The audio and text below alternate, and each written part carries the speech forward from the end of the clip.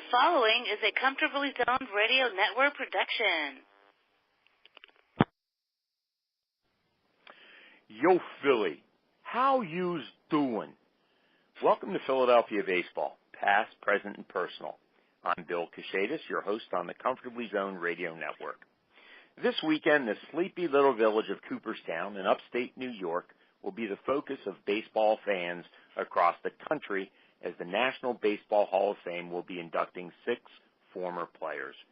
Jack Morris and Alan Trammell of the Detroit Tigers, who were elected by the Veterans Committee last December, and Vladimir Guerrero of the Montreal Expos, Trevor Hoffman of the San Diego Padres, Chipper Jones of the Atlanta Braves, and Jim Thome of the Cleveland Indians and our very own Philadelphia Phillies. Those last 4 players were elected by the baseball writers. Of course, one of the most hotly debated issues throughout baseball history has been who should be in the Hall of Fame. And over the last few decades, the answer to that question has become more difficult to determine because of allegations against Pete Rose of gambling on the game and the use of performance-enhancing drugs by more recently retired stars, including Barry Bonds and Roger Clemens. Sabermetrics has also added another dimension to Hall of Fame consideration, improving the cases of some star players who've not been given as serious consideration as they should have been. Today, we will explore the question, who belongs in the Hall of Fame? My guest is Jay Jaffe, author of the Cooperstown Casebook, Who's in the Baseball Hall of Fame, Who Should Be In, and Who Should Pack Their Plaques. The book was published by Thomas Dunn last year. A contributing baseball writer for SI.com, Jay is a member of the Baseball Writers Association of America and the founder of the Futility Infielder website, one of the oldest baseball blogs. He is also a regular guest on MLB Network's MLB Now and Clubhouse Confidential. Welcome to the podcast, Jay. Hey, thanks, William. It's good to be here. Just one minor correction. In February, I left Sports Illustrated, and I'm now a senior writer at Fangraphs. That's where you can find my work. Great. Thanks for that correction. Jay, let's just begin with Jaws. In the Cooperstown Casebook, you examine every player who has been inducted to the into the Hall of Fame and assess whether or not they meet the Hall of Fame standard for their particular position. And you make the determination based on a metric that you created about a decade ago called the Jaffe War Score, or simply JAWS. The metric takes into account both the player's career-long contributions and his peak value compared to players at his position who are already in the Hall of Fame. Can you give us a quick explanation of the JAWS system, or in short, Sure, who exactly belongs in the Hall of Fame? Yeah. Okay, so this arose out of my interest in the Hall of Fame that came from, being a lifelong baseball fan, dating back to my childhood, and discovering Bill James at an early age, when he was just going national in the early 80s. And he wrote a lot about the Hall of Fame, and he talks about the Hall of Fame standards, and he introduced some measures that were useful, I think, in kind of in the what we might call the pre-steroids era, before the record-breaking home run totals and all of that. But there was a lot of hand waving when it came to defense. He didn't have good ways of measuring defense, or that were really could equate a value on it to the extent that we can today. And when I came onto the scene in first blogging at Futility Infielder in the early 2000s, and then at Baseball Prospectus circa 2003, 2004, I wanted to sort of take it to the next level and try to figure out, okay, now that we have some approximations of what a player can, is worth in terms of, his offense and his defense and or pitching, in wins above replacement, a measure relative to, a minor league call-up or freely available scrap heap pickup.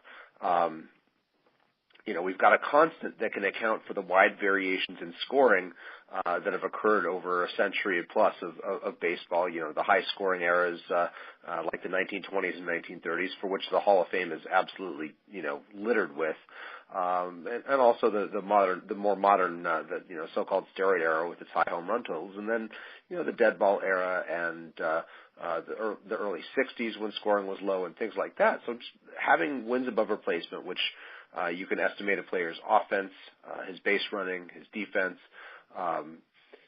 seemed like a good way to go.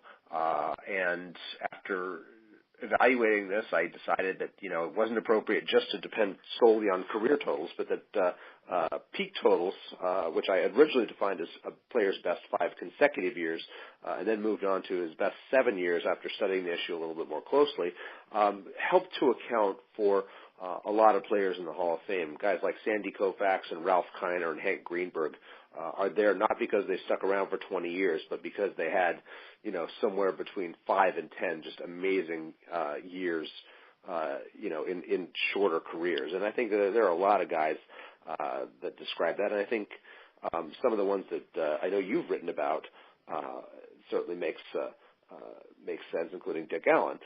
So what I do is I take a player's career and peak wins above replacement totals. I average them together. That's the Jaws Jaffe wins above replacement score. I compare each player, each candidate on the ballot to the average player at his position in the Hall of Fame as a first cut method of evaluation. If a guy's got let's say 60 career wins above replacement, 40 peak wins above replacement for a Jaws of 50, and the average Hall of Famer's position is at 55, we got an idea that, okay, this guy's maybe close but no cigar, but there might be some mitigating circumstances that we want to look into. Jaws doesn't account for postseason play, awards, historical importance, years missed due to the war, or things like that. And you want to apply historical context when you're talking about a Hall of Fame case. It's the beginning of the discussion, not the end of the discussion. Mm-hmm. And that's why, to me, Jaws is brilliant, and I'm glad you created it, because in that way I think it's a much more objective metric, and it's fair. It's fair because you're talking about peak years of those guys who are already in the Hall of Fame, as well as people who are Hall of Fame worthy. Those peak years should be considered. And I don't think they always have. Sometimes longevity played a little bit too much in those decisions. So for me as a historian, Jaws is just a brilliant metric to look at when trying to determine Hall of Fame worthiness. Now, saying that, I was a little curious about the rankings in particular for catchers. And I was really impressed. I mean, you got 500 catchers that you considered, and like all the other positions, some of these catchers are, yes, Hall of Famers. Some are no longer playing. Others are still playing. And some might be in the Hall of Fame based on, managerial or administrative capacity rather than their playing career. So, I guess it was very clear, and I'm glad to see this too, because he was my favorite catcher of all time. Johnny Bench has the highest Jaws score with a ranking at 61.2, followed by Gary Carter at 59.3, Ivan Rodriguez 54.3, and Carlton Fisk at 53. Interestingly, and this is, I guess, my own confusion, you rank Bench at number 59 of the top 75 Hall of Famers. Carter is ranked. Okay, I think I really think it's important to focus mainly on where a guy ranks within his position, particularly when it comes to catchers, because catchers are constrained by playing time. Right. Johnny Bench did not have a very long career, relative to, say, Willie Mays. I mean, he did play a long time. He did get 8,600 plate appearances, which is actually a pretty long career. But, this is a guy who was essentially done in his early 30s. He didn't play much after, he didn't catch much after age 32, and he was completely retired after age 35. And you just don't see a lot of guys getting into the Hall of Fame like that. Right. by the wins above replacement that Baseball Reference uses, catchers typically are about at about a 20% deficit relative to other players. If you're going, it's not a great comparison to straight up make a comparison between a catcher and a first baseman or a catcher and a center fielder. Even though they do get a lot of credit for the value of their defense, they're still missing a lot of playing time.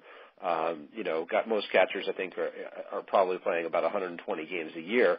The durable ones may be playing 140, 150. Bench certainly that, but you can't do that forever. And so you want to kind of, I think, focus on catcher to catcher. I'm not really too concerned with where Johnny Bench ranks, in terms of his career WAR among all position players, because I think there's not a lot of position players that are not a lot of catchers that are going to look great in that. The average JAWS for a catcher is 44. The average JAWS, say, for a first baseman is in the mid-50s, and it's that way at just about every other position here. 54.7 for first base. Highs in the somewhere in the mid-50s here, all around the diamond. So if you're going to do that, I think you want to the multiplier I use when I'm trying to determine it, make a comparison is maybe 1.2, like a 20% bonus for each catcher if you're going to try to get a sense of where they are, where they rank relative to another position player. Right. Yeah, and that really was what I was getting at. It does seem, because I look at even both the all-time rankings as well as the rankings within the catchers, and it does seem that the catchers are on the all-time rankings lower because of that deficit that you mentioned. And then there's a case like Thurman Munson, who is below your, I guess, Hall of Fame level, and unfortunately he didn't play long enough, but has a ranking of 41.6. And in my heart, I really want to see him get in the Hall of Fame, but I don't think it's ever going to happen. Yeah, Munson's a guy I talked about. I was actually tweeting about this on Twitter yesterday. Munson's a guy whose peak score, 37.0 WAR in his best 7 seasons, is actually above the average Hall of Famer, the average Hall of Fame catcher, which is 34.5. You look at the things he did, the MVP award, the Rookie of the Year award, the Gold Gloves, being part of 3 pennant winners and 2 champions. He did all the things. I mean, he hit very well in the postseason. He put up some great numbers. I mean, his mistake was dying early. Right.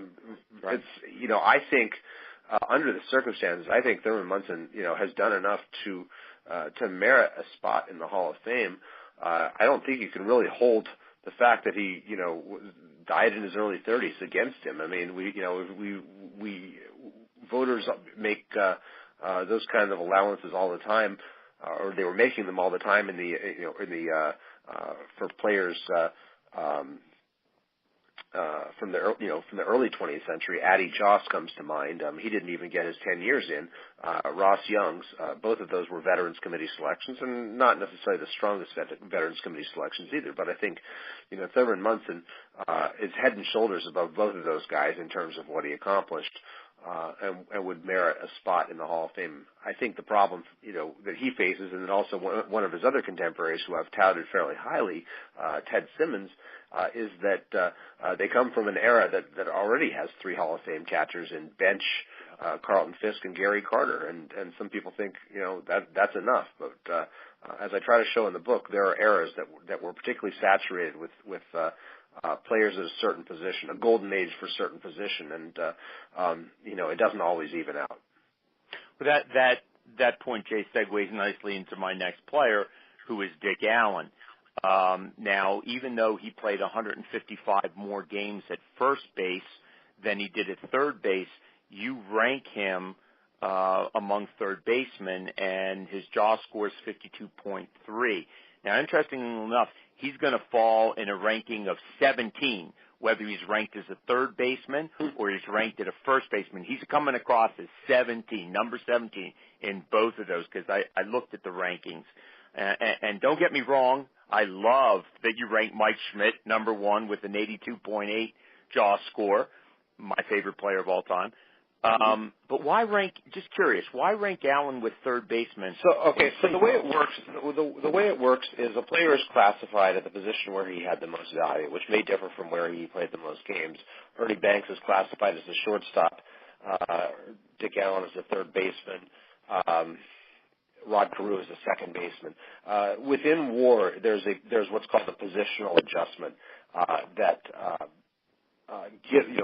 provides differing levels of value for playing a full season at a given position, and this is based mainly on the way that the defensive responsibilities have evolved. I mean, in the dead ball era, when there was more balls in play, everybody's getting more value out of their defense, especially third baseman for bunting and catchers for the amount of bunting as well. And it's evolved over time. For Allen, he was not, I think, generally considered to be a particularly good third baseman, but he was a solid third baseman who more than made up for it with his bat. And six of the seven seasons that are part of his peak score in WAR come from his seasons where he was primarily a third baseman, including 1964, his Rookie of the Year season. Five out of seven. 1972, his MVP season, he was primarily a first baseman, but he did play a bit of third base there, just a couple games.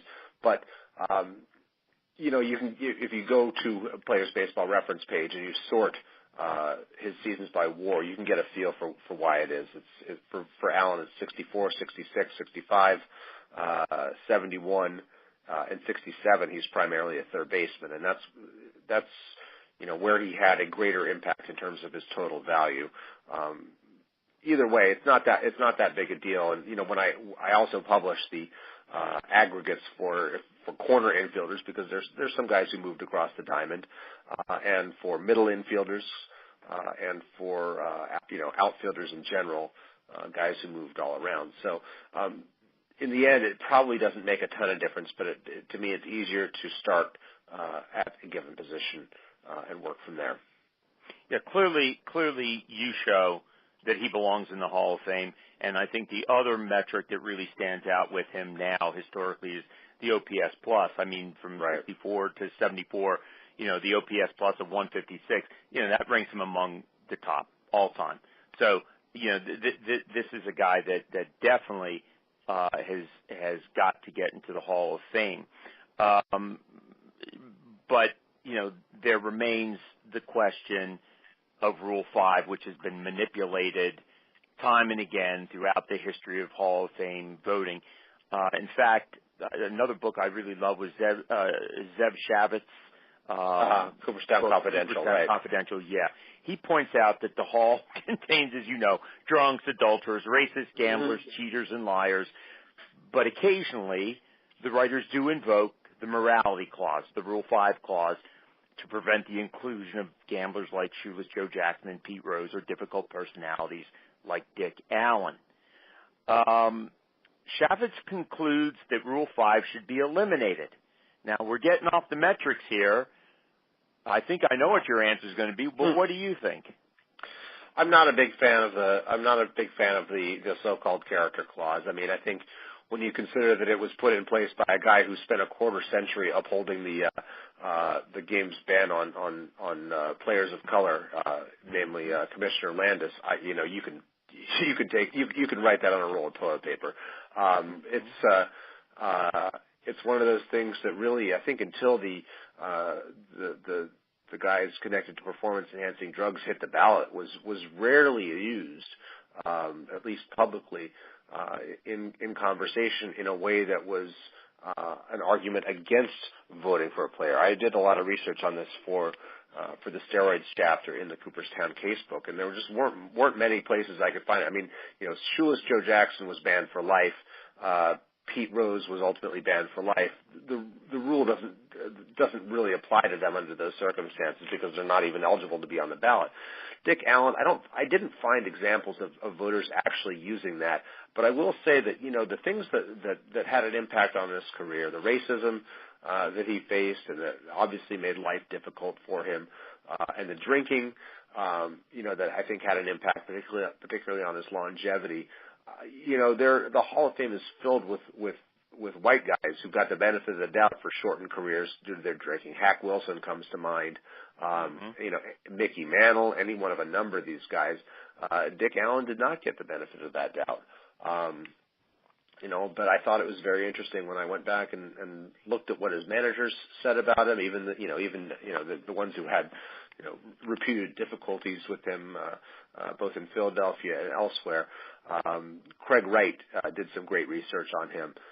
Talked to I think 5 of the 6 managers who had him, and they spoke very highly of him. They refuted some of the nasty things that Bill James wrote about him, which I think did a lot to harm Allen's cause, particularly late in his BBWAA ballot tenure.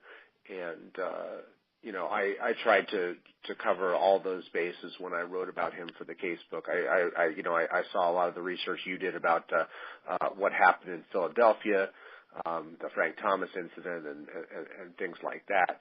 My conclusion is, I think that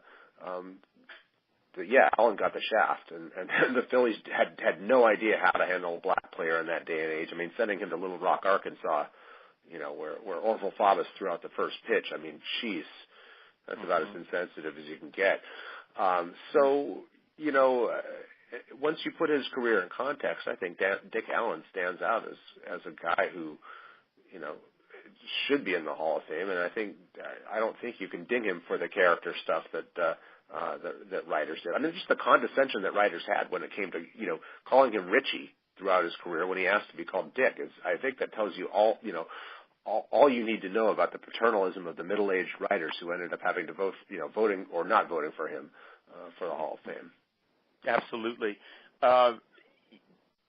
Another thing that struck me as I was going through the JAWS rankings is that this stat seems to be ideal for generational consideration.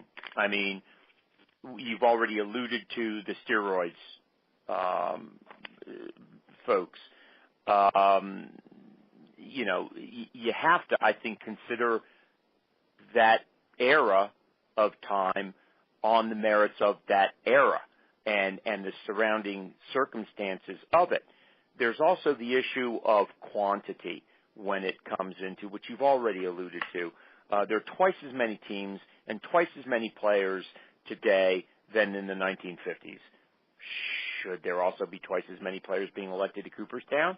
Or is baseball immorality a constant? That is, are the best players going to be the best players regardless of how many teams there are and regardless of the generation?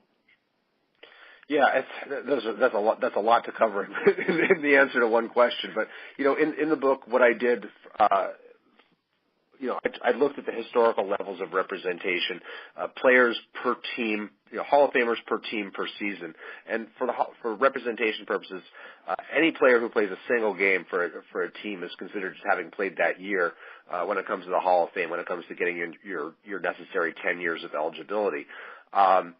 What I found was that really the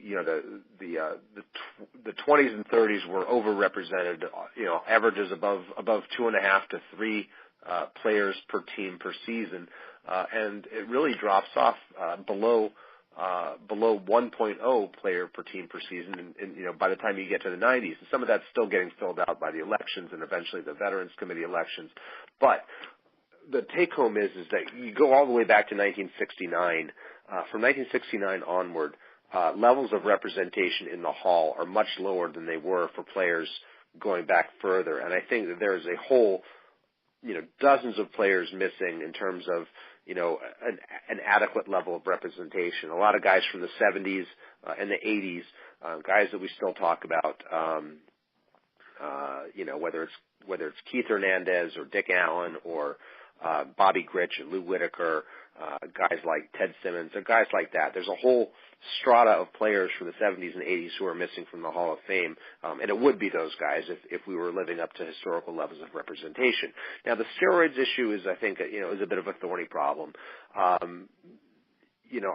think that you really, if you study the issue, and understanding that, amphetamines were being used in the game in the 50s and 60s, and those were considered even more hazardous to health than anabolic steroids were. They've got a higher classification according to federal drug policy, the Controlled Substances Act. Nobody cared about that because nobody thought that it was inflating the numbers. But you look at the number of you look at the guys from that era who were playing 150, 160 games a year, 15 years in a row. That's a lot. A lot of that has to do with chronic greenie users, things like that. And you're lying to yourself if you think those numbers aren't inflated. But anyway, what it came down to for me after studying the issue is that the steroid problem in baseball was a complete organizational failure. It wasn't just individual players, acting alone. It was the owners and the commissioner and the union all failed on multiple levels, and created a problem, for which there were no consequences until testing was put in place in 2004. So in my mind, anybody who was using before 2004, I don't really think you can hold it against them in the same way you can after the, we've got the era of the positive tests. Manny Ramirez fails 2 tests. I think you can hold that against him. Alex Rodriguez gets suspended for a year. I think you can hold that against him. Barry Bonds and Balco, Mark McGwire and Andrew, I think that's a different story. And to me, I think it's a mistake to keep those guys out of the Hall of Fame just on that basis. Now, McGwire doesn't do great in Johns. He's borderline. Sammy Sosa's a little bit further below. I saw that, yeah. Yeah, but Bonds and Clemens are head and shoulders above.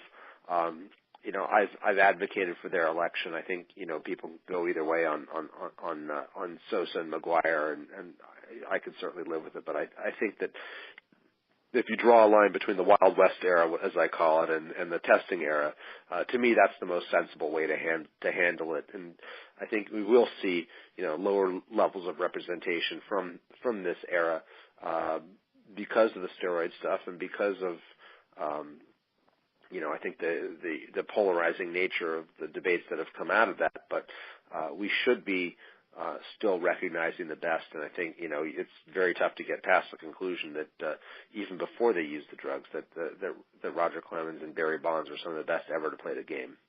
No, you're absolutely right. You're absolutely right. I didn't always believe that or their candidacy, but I do agree with you, and especially with the context you just placed in. Jay, I got one more question for you, and Sure. It's about the Negro League candidates. Over the years, the Hall of Fame inducted 35 Negro Leaguers, some by special committee, others by Veterans Committee.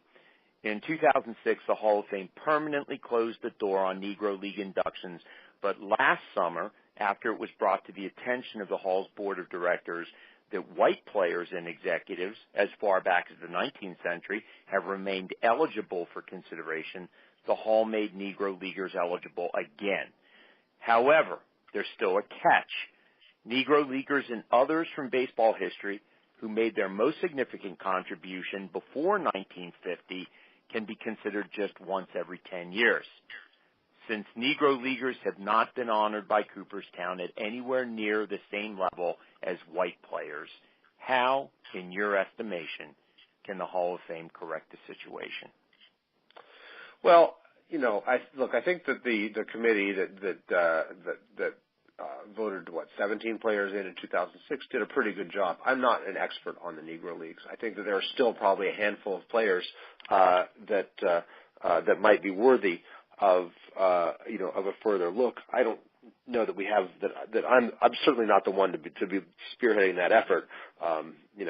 The focus of my analysis being what it is, but I suspect, if you read anybody who has considerable amount of credibility in that area, you'll find that they've got their lists of guys who've been shorted. I mean, Buck O'Neil, I think, is one who comes to mind, mainly because he's, the public face of Negro Leagues baseball in the 21st century, because of his involvement in the Ken Burns documentary and just his public persona.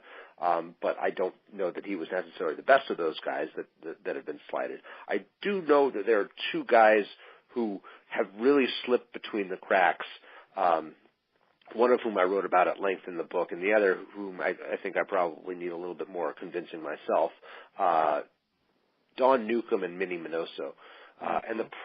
For both of those guys, the problem is they were considered in 2006, but the problem was that they could only be considered as Negro Leaguers in that context, and they couldn't be considered for their major league careers. And to me, it seems glaringly obvious that you have to consider both of those legs of their careers, to understand their full impact on baseball. I think Minoso is a guy who I think is very worthy. I mean, when you consider that the front end of his career was curtailed by the color line, and that he lost probably, at least a couple prime seasons and maybe as many as 4 or 5.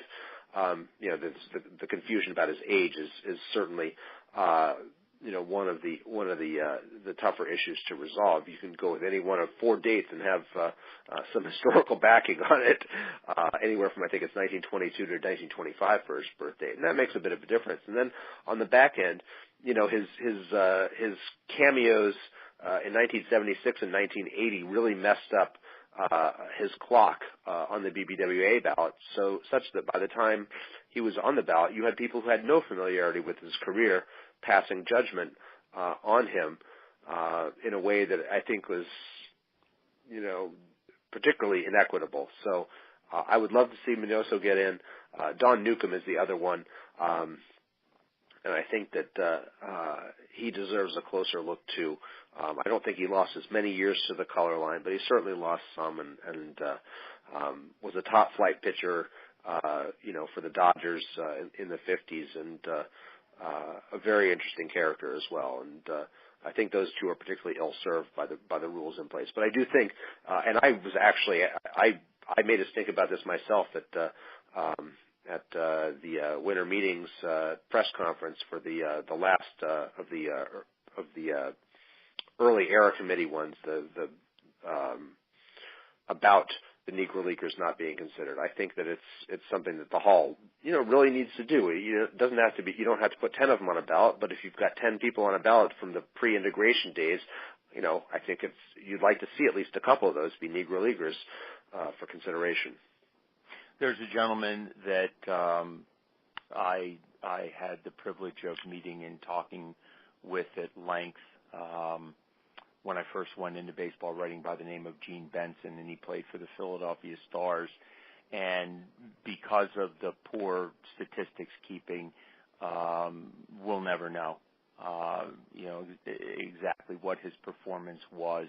Anecdotally, he was a perennial 320 hitter, and he had a very long career. But what stood out to me just as much was, in consideration for Negro Leaguers, it always seems to be the pitchers and the power hitters. Well, this guy was a brilliant defensive outfielder, but not only that, he actually taught Willie Mays the basket catch. I mean, that's been proven. Mays has admitted it. And even more important, in 1945, Branch Rickey specifically asked Benson to mentor Jackie Robinson when a Negro League All-Star team went to Venezuela and to prepare him for what he was going to face in the major leagues, because Benson had done a lot of barnstorming against and with white players. And Robinson even stated, and I never had it made, that Benson had a tremendously profound impact on his career. So, a guy like that, when you talk about guys that fall through the cracks, this is a guy who, is one of them. Right. Yeah. The sheer numbers, Right. Yeah. I mean, I don't think we can ever do enough justice to get to serve everybody that that was harmed by the color line. But I do think the bottom line is the Hall of Fame should remain open-minded and keep its doors open, to considering those players, in the context of the cycle of pre-war players in general, because it's a horrible look if you're not doing that. And there are, just as there are, white players who have slipped slipped through the cracks, there are definitely Negro Leagues players who have as well. Well put. The book is the Cooperstown Casebook, Who's in the Baseball Hall of Fame, Who Should Be In, and Who Should Pack Their Plaques. The author we've been speaking with is Jaffe, and the book is published by Thomas Dunn. It is available on Amazon.com. Jay, thanks for being with us and providing us with another metric that will hopefully do justice to the cases of Hall of Fame-worthy players who have not been given due consideration in the past. Hey, thanks so much. It's great to talk to you. And thank you, Philly fans, for tuning in. See you next week for another podcast of Philadelphia baseball, past, present, and personal. This is Bill Cachetis, rounding third and heading home on the Comfortably Zoned Radio Network.